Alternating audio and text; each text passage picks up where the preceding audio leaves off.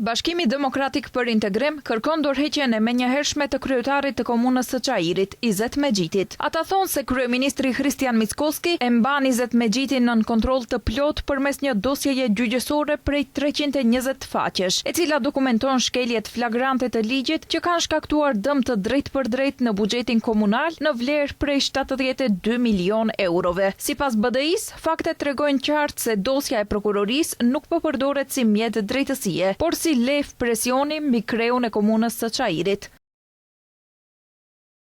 Burime kredibile konfirmojnë se kryeministri Christian Mickoski e mban Izet Mexhitin nën kontroll të plot përmes një dosjeje gjyqësore prej 320 faqesh, e cila dokumenton shkeljet flagrante të ligjit në fushën e ndërtimtarisë ilegale në Çajir. BDI Dega Çajir thekson se 72 milion euro dëm ndaj buxhetit komunal nuk janë shifër abstrakte. Janë spitale të pakrijuara, rrugë të paasfaltuara, kopshte dhe shkolla që nuk janë ndërtuar dhe qytetar të varfëruar. Sipas tyre, çdo ditë që Mexhiti qëndron në post është edhe një ditë më shumë që populli shqiptar në Çajir mban peshën e gabimeve të tij. Për këto arsye, BDI Dega Çajir kërkon me ngulm dhe menjëherë që Izet Mexhiti të jap dorëheqjen nga posti i kryetarit të komunës së Çajirit dhe të ballafaqohet individualisht me akuzat juridike ndaj tij, siç kërkon çdo standard elementar i demokracisë dhe i qeverisjes së ndershme.